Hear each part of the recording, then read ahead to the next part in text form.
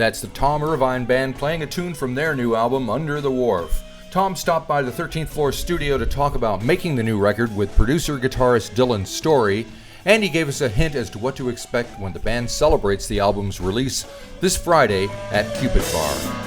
Nobody's baby, I guess nobody got it right. Just say that you want me, I'ma drive right through the night. Hi, welcome to the 13th Floor. I'm Marty Duda. Today, Tom Irvine stops by to say hi. How you doing? Good. Nice Thanks of you to do this. So you got an album coming out on Friday, and it's, Wednesday today? So Yeah. a couple of days away. How you feeling about it all? I'm ready for it. Yeah, I've been looking forward to it for a while now. All right. And it's called, Under the Wharf? Yeah, And I see you got my buddy Dylan Storey helping you out with that. I do. Yep, he recorded it for us in his studio in Glen Eden, Yeah. Huntaway Sound Studios. Okay. Yeah, he's been a good friend for a long time, so it's neat to have him involved, and I hoped he might join the band, and as a result, and he has. So. Oh, he has? Yeah. Oh, good. So you got a gig on Friday. Is he playing with you then? Yeah, he is. Oh, that'd be great. Yep, that's cool. Yeah, it's neat. All right. So we do all the guitar interplay, and he does a lot of slide guitar and things that I can't do well, so it's really nice. And who else is in the band? Drums, Neil McCulloch, and on bass, Matt Shanks. Okay. Yeah. All right. Very good. So how did this record start to form? Did you get a hold of Dylan and say you wanted to make a record and Yeah, pretty much. Yeah. It's the way I usually do it. It takes a long time for me to get through the process. Busy with other work. Right. You know, it's a frustrating thing about being a part-time musician. Yes. Sad but true. You should be be able to sustain yourself. But that's not it just takes a long time, and part of that is we finished these recordings a long time ago now, it seems. So it's nice to get to the point of being able to release it. And how long ago did you record it? We started it in one of the lockdowns. Oh, geez, that's a while. Yeah, so it was 2 years ago we started it. Man. Yeah, and then we had a big halt there with the lockdown and chipped away at it for a long time afterwards. So now that you're having to kind of revisit it years later for release, what do you think when you hear it back? I still hear something fresh. Yeah, well, that's good. When I listen to it, there's quite a bit going on. It's quite a sparse and simple, I would say, a lo-fi kind of recordings, but there's still something in there. There's a few layers, and and the songs are still kind of fresh. Some of them were new on the album, written during the time that we were recording. Oh, good. And the audience doesn't know them. No, they're new to them. Yeah. And sound-wise, I think we were talking about it a little bit before we started rolling, and we talked, and Little Feet came up. Yeah. So, and I have this new reissue of their Feet Don't Fail Me Now album. So you mentioned that they're kind of an influence, or you're a fan, or what is it? I'm a big fan, and they are very influential. Not in an obvious way, probably, but I'm a big fan of Lau George, the singer. Oh, yeah. Both his phrasing, he's the best slide player I can think of. But the other guitarist, Paul Barriere, he's really quite funky, and he plays a Strat, and he's got a lot of boppy kind of notes, and he really complements the songs really well. And I don't know quite what it is. My father was a big fan and got all the records, and I just love hearing that. These days, everybody's been influenced by their parents' record collection. It used to be they rebel against it all, but now it's completely the other way around. Right. I was fortunate, actually. Yeah, I can imagine. If I had listened to my parents, I would have been listening to Teresa Brewer and Joni James, I think, or something like that. Right, I don't know that. Pop music from the 50s. Well, my parents now just listen to classical. So I mean, I've got all my dad's records, several thousand records in my collection. So, you got a turntable? Yep. Oh, good. Yep. A lot of people. It's not quite a wall like this, but it's it's a fraction. All right, so let's just touch on some of the songs. It opens with a tune called "Breaking the Clouds." Upbeat little number. That is an upbeat little number. That's kind of that was written during the lockdown, and it's kind of I guess a little sort of bittersweet sentiment about staying positive when you can't do much. It's been a year, I still nothing to show. So well dressed, I got nowhere to go. My hands are tied and bound with little slack. The year we lost, we're never getting back. I wanna break through the crowd, but nothing's allowed. Can't see the silver lining in the cloud. Gotcha. It's a very simple little song. Uh-huh. Yeah. Yeah. And when we're listening back to it, kind of what contributions as a producer did Dylan kind of give to the thing? Well, the production on the album is pretty sparse. It's pretty minimal. Yep. It's more about layering and structure of the songs, really, arrangements. And Dylan, he's a good sounding board. Because I know him well, I can ask his advice on everything. So you know, I'm more than happy to do that all the time with him. And yeah, I mean, I can't really point to any particular instance on that song. Oh, that's all right. And Slip and Slide is the following one. Yeah.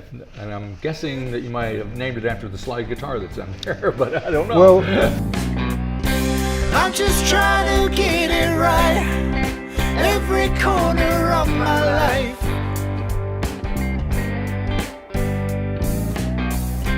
Every time I think I might keep it straight and tight, I slip and slide, fall apart and fall behind, lose my way like I was blind, enough to make me cry. that's a song about trying to do the right thing and failing sometimes. And right. it's kind of familiar with that concept. Yeah, most people probably are, and it's written with in a kind of fun way. It's a fun song. Right. It's fun to play, and it's not a serious take on what can be a difficult thing to deal with. But the Slip and Slide is more about falling backwards. Gotcha. And the slide guitar just happened when we started playing it with the band, and it fit real nice. And that song's probably about as close as I get to showing my little feet kind of roots, I guess. It's a very basic groove with a very simple little hook.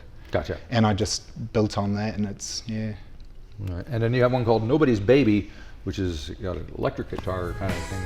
Yeah. Solo happening. Is that you playing? Yeah, that's me playing the solos there.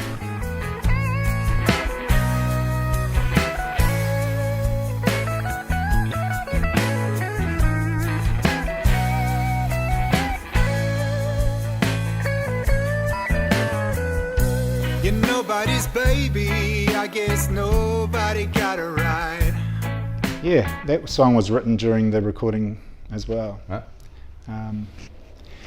It's kind of how I usually write a song. I'll just be playing my guitar and I go with the tone of the guitar. Mm-hmm. And that song's a good example of that because it's very clean tone. I'm just plugged straight in and tutuing on the. It's a very Strat kind of sound that gets in that song, and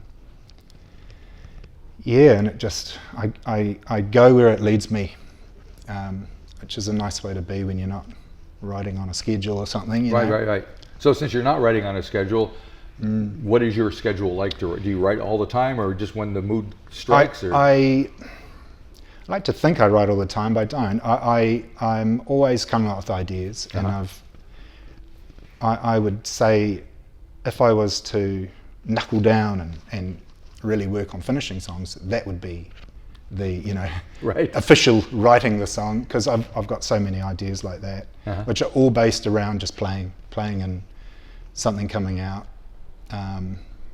it's the way I've always done it, and it's natural, and it's fun, and it's organic, and it's sort of just, as I say, based on the tone that I always go for, which is pretty clean tone with a little bit of grit. Right. Yeah. And speaking of a little bit of grit, there's a tune called God Only Knows, got a little bit of funk in there. It's a homespun truth, or yesterday's news. Well, God only knows about that.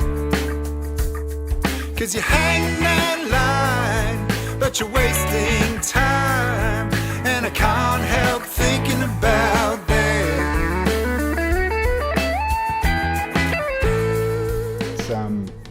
riff, I think I play a few six chords in there, and there's a sound of a particular chord that I like, which I fall on a few times. Right. But that's got a little funky kind of chorus groove, and I think there's a little bit of a Little Feat influence in there too with the chorus. Well, they could be funky when they wanted to be. Oh, very much, yeah. And yeah, it's got a little bit of a country theme, I guess, which filters through in a lot of my songs. And again, it's a fun song.